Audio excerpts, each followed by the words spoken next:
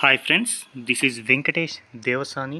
ఈరోజు జరిగినటువంటి APSC group 2 మెయిన్స్కి సంబంధించి సెక్షన్ 2లో పాలిటీకి సంబంధించిన ప్రశ్నలు గత వీడియోలో 100 వరకు డిస్కస్ చేయడం జరిగింది. ఇప్పుడు ఈ యొక్క వీడియోలో 101 నుంచి 125 వరకు కూడా డిస్కస్ చేయబోతున్నామండి. అందులో 101వ ప్రశ్న, క్రింది రాజకీయ పార్టీలను వాటి స్థాపన యొక్క కాలానుక్రమంగా అమర్చండి అని అడుగుతున్నారు. ఇక్కడ ఆన్సర్ వచ్చేసి బీడీసీఏ ఫస్ట్ ఆప్షన్ అనేది కరెక్ట్ అండి. ఇక్కడ ద్రావిడ మున్నేట కజగం అనేటువంటి పార్టీని 1949లో, ఆ తదుపరి టీడీపీని 1982లో, బహుజన సమాజ్ పార్టీని 1984లో, ఆ తదుపరి సమాజ్వాద్ పార్టీని 1992లో స్థాపించడం జరిగింది. కాబట్టి కరెక్ట్ ఆన్సర్ వచ్చేసి బీడీసీఏ అని గుర్తుంచుకుంటే సరిపోతుంది. ఇక 102వ ప్రశ్న గురించి డిస్కస్ చేస్తున్నాం. ఇక 102వ ప్రశ్న చూడండి. సమాచార హక్కు చట్టంలోని నిబంధనల ప్రకారం రాష్ట్ర ప్రధాన సమాచార కమిషన్ను ఈ క్రింది వారిలో ఎవరితో కూడిన కమిటీ సిఫారసుపై గవర్నర్ నియమిస్తారు అంటే ఇక్కడ ఆన్సర్ వచ్చేసి సెకండ్ ఆప్షన్ అండి, ఏసీడీ అని గుర్తుంచుకోండి. అయితే ప్రధాన కమిషనర్ల నియామకంలో రాష్ట్ర ప్రధాన హైకోర్టు ప్రధాన న్యాయమూర్తి అనేటువంటి వ్యక్తి ఉండడు. కాబట్టి ఆన్సర్ వచ్చేసి ఏసీడీ అండి. 103వ ప్రశ్న, క్రింది వాణిలో ఏది భారత రాజ్యాంగంలోని సమైక్య సూత్రాలను ఉల్లంఘిస్తుంది అంటే ఆప్షన్ 2 అనేది కరెక్ట్ అండి. ఏసీడీ అనేది కరెక్ట్గా గుర్తుంచుకోండి. ఇందులో కేంద్ర సేవలు అనేవి రాజ్యాంగంలోని సమైక్య సూత్రాలను ఉల్లంఘించవు అని గుర్తుంచుకుంటే సరిపోతుంది. 104వ ప్రశ్న చూడండి. క్రింది జాబితాను జతపరచండి అని అడగడం జరిగింది. మనం హైకోర్టు వ్యవస్థ అనేది ఏ జాబితాలో ఉంటుందంటే యూనియన్ జాబితాలో, ఖనిజ హక్కులపై పన్నులు అనేవి రాష్ట్ర జాబితాకు సంబంధించిన అంశం కాగా విద్య అనేది ఉమ్మడి జాబితా అండి. కాబట్టి A2, B3, C1 ఉన్నటువంటి ఆప్షన్ కరెక్ట్. కాబట్టి ఇచ్చినటువంటి దానిలో మొదటి ఆప్షన్ అనేది కరెక్ట్. కాబట్టి గుర్తుంచుకోండి A2, B3, C1. 105వ ప్రశ్న చూడండి. క్రింది ఏ చట్టం ద్వారా బెంగాల్ గవర్నర్ జనరల్ని భారత గవర్నర్ జనరల్గా నియమించారు అంటే ఇక్కడ ఆప్షన్ 3 అనేది కరెక్ట్ అండి. 1833 చార్టర్ చట్టం ద్వారా బెంగాల్ గవర్నర్ జనరల్ని భారత గవర్నర్ జనరల్గా నియమించడం జరిగింది. అయితే బెంగాల్ గవర్నర్ జనరల్ అనే పదవిని 1773 రెగ్యులేటింగ్ చట్టం ద్వారా ఏర్పాటు చేశారు అనేటువంటి అంశాన్ని గుర్తుంచుకోండి. ఇక 106వ ప్రశ్న, లోక్పాల్ మరియు లోకాయుక్త చట్టం 2013 ఎప్పుడు అమల్లోకి రావడం జరిగిందని అడుగుతున్నారండి. 2014 జనవరి 16వ తేదీన ఈ యొక్క లోక్పాల్ మరియు లోకాయుక్త చట్టం 2013 అనేది అమల్లోకి రావడం జరిగింది. ఇక మరొక ప్రశ్న 107వ ప్రశ్న గురించి డిస్కస్ చేస్తున్నామండి. 107వ ప్రశ్న చూడండి. రాష్ట్ర జాబితాలో పేర్కొనబడిన విషయాలపై పార్లమెంట్ క్రింది సందర్భాలలో చట్టాలు చేయవచ్చు అంటే ఏబీసీ అండి. ఏబీసీ అనేవి కరెక్ట్ ఆప్షన్గా ఇవ్వడం జరిగింది. రాంగ్ ఆప్షన్ వచ్చేసి లోక్సభలో హాజరై ఓటింగ్ చేస్తున్న సభ్యులలో కనీసం 3/2 మంది తీర్మానాన్ని ఆమోదించి జాతీయ ప్రయోజనాల దృష్ట్యా ఈ చట్టంపై చట్టాలు చేయడానికి పార్లమెంటుకు అధికారం ఇచ్చినప్పుడు అని ఇవ్వడం జరిగింది. కాబట్టి ఇందులో సరి అయినవిగా ఏబీసీ అనేవి ఉండడం జరిగింది. కాబట్టి ఆప్షన్ 3 అనేది సరైనటువంటి సమాధానం అండి. మరొక ప్రశ్న 108వ ప్రశ్న, ఏ రాజ్యాంగ సవరణ చట్టం ద్వారా 11వ ప్రాథమిక విధిని జోడించబడింది అని అడుగుతున్నారండి. 2002 సంవత్సరంలో చేసినటువంటి 86వ రాజ్యాంగ సవరణ చట్టం ద్వారా 11వ ప్రాథమిక విధిని అయితే చేర్చడం జరిగింది. కాబట్టి భారత రాజ్యాంగంలో ప్రస్తుతం ఎన్ని ప్రాథమిక విధులు ఉన్నాయి అంటే 11 ప్రాథమిక విధులు అనేవి ఉండడం జరిగింది. ఇక 109వ ప్రశ్న, వాదన మరియు దానికి సంబంధించిన కారణాన్ని ఇవ్వడం జరిగిందండి. యూపీఎస్సీ భారతదేశంలో సెంట్రల్ రిక్రూటింగ్ ఏజెన్సీ, ఇది కరెక్ట్ అండి. దీనికి కారణం వచ్చేసి ఇది స్వతంత్ర నియామక రాజ్యాంగ సంస్థ. కాబట్టి ఏ మరియు ఆర్ రెండు నిజం, ఆర్ఏకు సరైనటువంటి వివరణ. ఫస్ట్ ఆప్షన్ అనేది కరెక్ట్ ఆన్సర్గా గుర్తుంచుకోండి. ఇక 110వ ప్రశ్న చూడండి. 110వ ప్రశ్న, 73వ రాజ్యాంగ సవరణ చట్టం దేశంలో అట్టడుగు ప్రజాస్వామిక సంస్థల పరిణామంలో ఒక ముఖ్యమైన మైలురాయి. ఈ వాదన అనేది సరైనదే. ఈ చట్టం పంచాయతీరాజ్ సంస్థలను రాజ్యాంగంలోని న్యాయ పరిధిలోకి తీసుకురావడం జరిగింది. కాబట్టి దాని కారణం కూడా సరైనదే. కాబట్టి మొదటి ఆప్షన్ అనేది కరెక్ట్ అండి. ఏ మరియు ఆర్ రెండు నిజం మరియు ఆర్ఏకు సరైనటువంటి వివరణ అండి. మొదటి ఆప్షన్ అనేది 110కి కరెక్ట్ ఆన్సర్గా ఇవ్వడం జరిగింది. ఇక 111వ ప్రశ్న చూడండి. అఖిల భారత సర్వీసులు రాజ్యాంగంలోని సమైక్య సూత్రాన్ని మరియు రాష్ట్రాల యొక్క స్వయం ప్రతిపత్తిని ఉల్లంఘిస్తున్నాయి. అదేవిధంగా కారణం చూడండి, అఖిల భారత సర్వీసుల అధికారుల యొక్క కేంద్ర ప్రభుత్వ నిబంధనల ప్రకారం నిర్వహించబడతారు మరియు రాష్ట్ర ప్రభుత్వాలకు వారిపై పూర్తి నియంత్రణ ఉండదు. ఆన్సర్ వచ్చేసి AR2 నిజం, RAకు సరైనటువంటి వివరణ అని గుర్తుంచుకోండి. ఇక మరొక ప్రశ్న అండి, 112వ ప్రశ్న చూడండి. నీతి ఆయోగ్ అనేది రాజ్యాంగేతర సలహా సంస్థ, ఇది సరైనదే. గ్రామ స్థాయిలో విశ్వసనీయమైన ప్రణాళికను రూపొందించడానికి యంత్రాంగాలను అభివృద్ధి చేయడం మరియు ప్రభుత్వ ఉన్నత స్థాయిలో వీటిని క్రమంగా సమీకరించడం నీతి ఆయోగ్ యొక్క లక్ష్యాలలో ఒకటండి. ఆన్సర్ వచ్చేసి A మరియు R2 నిజం మరియు RAకు సరైనటువంటి వివరణ. ఇక 113వ ప్రశ్న చూడండి. ఆర్టికల్ 263 రాష్ట్రాల మధ్య మరియు కేంద్రం మరియు రాష్ట్రాల మధ్య సమన్వయం కోసం ఒక అంతర్రాష్ట్ర కౌన్సిల్కు ఏర్పాటుకు సూచించింది. ఇది రాజమన్నార్ కమిటీ యొక్క బలమైన వాదన చేసింది దీనికోసమని ఇవ్వడం జరిగింది. ఈ యొక్క రెండు కూడా సరైనటువంటివే.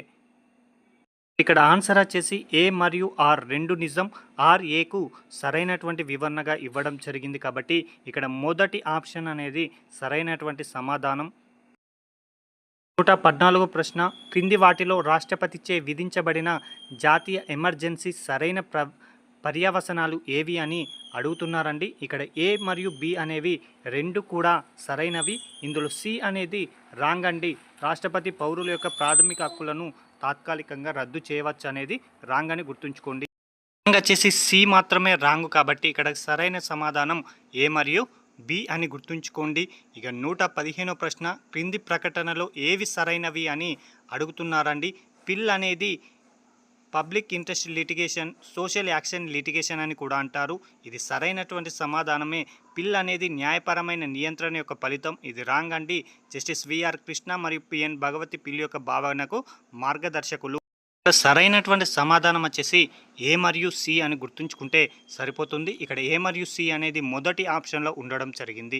ఇక 116వ ప్రశ్న, క్రింది వాటిలో ఏది కేంద్ర రాష్ట్రాల సంబంధాలపై నియమించని కమిటీ అంటున్నాడు. కాబట్టి ఇంద్రజిత్ గుప్తా కమిటీ మాత్రమే ఇక్కడ కేంద్ర రాష్ట్ర సంబంధాలపై నియమించలేదండి. మిగతా పూంచ్ కమిషన్ అయినా, సర్కారియా కమిషన్ అయినా, రాజమన్నార్ కమిషన్ అయినా కేంద్ర రాష్ట్ర సంబంధాలపై నియమించారు. ఇక్కడ ఆన్సర్ వచ్చేసి 2 అండి. ఇది రాంగ్ అని గుర్తుంచుకోండి. ఇక 117వ ప్రశ్న గురించి డిస్కస్ చేస్తున్నాం. 117వ ప్రశ్న, ఒక కింది వాణిలో ఏది ఒక రాజకీయ పార్టీకి జాతీయ పార్టీగా గుర్తించడానికి షరతు కాదు అని అడుగుతున్నారండి. ఇక్కడ ఆన్సర్ వచ్చేసి 117 4 అండి. పైవేవి కూడా కావు అనేది ఒక జాతీయ పార్టీకి సంబంధించి సరైనటువంటి సమాధానంగా షరతు కాదు అని అడుగుతున్నారు. కాబట్టి ఇక్కడ సరైన సమాధానం 117వ ప్రశ్నకి 4 అండి. పైవేవి కావు అనేది సరైన సమాధానం. ఇక 118వ ప్రశ్న, 73వ రాజ్యాంగ సవరణ చట్టానికి సంబంధించి ఏది సరైనది అని అడుగుతున్నాడు. సరైనది కాదు అని అడుగుతున్నారు. కాబట్టి ఇక్కడ A మరియు D అనేవి సరైనటువంటివి కావు అని గుర్తుంచుకోండి. ఏ చూడండి, 18 ఫంక్షన్ అంశాలను పంచాయతీ పరిధిలో ఉంచారండి. కానీ ఇది రాంగ్ అండి. 29 అంశాలను ఉంచడం జరిగింది. ఇక D అంశం వచ్చేసి బీసీలకి రిజర్వేషన్ తప్పనిసరి నిబంధన అని ఉంది, అది కాదు అండి. కాబట్టి ఆన్సర్ వచ్చేసి A మరియు D అండి. ఇక 119వ ప్రశ్న, రాష్ట్రపతి ఎన్నుకునే ఎలక్ట్రల్ కాలేజీలో ఎవరు ఉంటారు అంటే మాత్రం ఇక్కడ సరైన సమాధానం 3వ ప్రశ్న చూడండి, ACE మాత్రమే సరైనటువంటి సమాధానం. పార్లమెంట్ ఉభయ సభలకు నామినేట్ అయినటువంటి సభ్యులు ఉండరు. అదేవిధంగా అన్ని రాష్ట్రాల శాసనసభ నామినేట్ చేసినటువంటి సభ్యులు కూడా ఉండరు. కాబట్టి ఇక్కడ సరైన సమాధానం ACE అని గుర్తుంచుకుంటే సరిపోతుంది. ఇక 120వ ప్రశ్న, క్రింది వాటిలో ఏ రాజ్యాంగ సవరణ చట్టం రాజ్యాంగ విరుద్ధమైనది మరియు చెల్లదని సుప్రీంకోర్టు 2015లో ప్రకటించింది అంటే 99వ రాజ్యాంగ సవరణ చట్టాన్ని రద్దు చేస్తూ సుప్రీంకోర్టు అయితే కీలకమైన నిర్ణయం తీసుకురావడం జరిగింది. ఈ 99వ రాజ్యాంగ సవరణ చట్టం అనేసి NJSకి సంబంధించినటువంటి అంశం అండి. న్యాయమూర్తుల నియామకానికి సంబంధించిన చట్టాన్ని 2015లో సుప్రీంకోర్టు కొట్టివేయడం జరిగింది. ఇక 121వ ప్రశ్న చూడండి, జాబితాను జతపరచండి అని అడుగుతున్నారు. కాబట్టి ఇక్కడ ఆన్సర్ చూడండి, ముస్లింలకు కమ్యూనిటీ ప్రత్యేక ప్రాతినిధ్యం వచ్చేసి మనకి 1909 చట్టం ఇవ్వడం జరిగింది. ప్రావిన్స్లో డయార్కీ వచ్చేసి 1919 చట్టం. అదేవిధంగా సూచించిన ఫెడరేషన్ వచ్చేసి 1935లో ఉండగా వార్షిక ప్రకటన చర్చ వచ్చేసి 1892 అండి. బడ్జెట్పై చర్చ అండి. మనకు బడ్జెట్ వచ్చేసి 1861 చట్టం ద్వారా తీసుకొచ్చాం. కానీ దానిపైన చర్చించేటువంటి అవకాశం మాత్రం భారతీయులకి 1892లో కల్పించాం కాబట్టి ఈ యొక్క అంశాన్ని కూడా గుర్తుంచుకోండి. ఇక్కడ సరైనటువంటి సమాధానంగా మొదటి ఆప్షన్ అనేది సరైనటువంటి సమాధానం అండి. ఇక 122వ ప్రశ్నను డిస్కస్ చేస్తున్నాం. 122వ ప్రశ్న వచ్చేసి ఫైనాన్స్ కమిషన్కు సంబంధించి క్రింది వాటిలో ఏది తప్పు అని అడుగుతున్నారండి. మొదటి 3 ఆప్షన్లు అనేవి సరైనవండి. కానీ ఫైనాన్స్ కమిషన్ లేదా ఆర్థిక సంఘం అనేది ఆర్టికల్ 290 ద్వారా స్థాపించారని ఇక్కడ అడుగుతున్నారు. కానీ ఆర్టికల్ 290 కాదండి, ఆర్టికల్ 280 ద్వారా ఫైనాన్స్ కమిషన్ను స్థాపించడం జరిగింది. ఇక్కడ తప్పైనటువంటి అంశం వచ్చేసి 4వ అంశం అని గుర్తుంచుకోండి. ప్రశ్న, భారత రాజ్యాంగ ప్రవేశికలో క్రింది లక్ష్యాలలో ఏది పొందపరచలేదు అంటే రాజకీయ స్వేచ్ఛ అండి. పొలిటికల్ లిబర్టీ అనేది రాజ్యాంగ ప్రవేశికలో చేర్చలేదు. మిగతా ఇక్కడ ఇచ్చిన అంశాలను చేర్చారు. ఇక్కడ ఆన్సర్ వచ్చేసి 123 ఒకటవ ఆప్షన్ అనేది సరైనటువంటి సమాధానంగా ఇవ్వడం జరిగింది. ఇక 124వ ప్రశ్న చూడండి. 124వ ప్రశ్న ఏంటి అంటే భారత అటార్నీ జనరల్ గురించి క్రింది వాటిలో సరైనవి ఏవి అని అడుగుతున్నారండి. భారత అటార్నీ జనరల్కి సుప్రీంకోర్టుకు నియమించడానికి అర్హత ఉన్న వ్యక్తిని భారత అటార్నీ జనరల్గా రాష్ట్రపతి నియమిస్తారు. ఇది సరైన సమాధానం. రెండవది, భారత భూభాగంలోని అన్ని కోర్టుల్లో అతనికి వాదన వినిపించే హక్కు ఉంటుంది. ఇది సరైన సమాధానమే. అతను ప్రధానమంత్రి విశ్వాసం ఉన్నంత వరకు పదవిలో ఉంటాడు. ఇది రాంగ్ అండి. అతడు పార్లమెంట్ నిర్ణయించే విధంగా వేతనాన్ని పొందవచ్చు. ఇది కూడా రాంగ్ అండి. ఇక్కడ సరైన సమాధానం ఆప్షన్ ఏ అండి. 1 మరియు 2 మాత్రమే సరైనటువంటివి. 125వ ప్రశ్న అండి. వివిధ దేశాల రాజ్యాంగ జాబితా నుంచి భారతదేశం స్వీకరించినటువంటి అంశాలను సరిపోల్చండి అంటున్నాం. మనం బ్రిటిష్ రాజ్యాంగం నుంచి చట్టపాలన యొక్క ఆలోచనను తీసుకోవడం జరిగింది.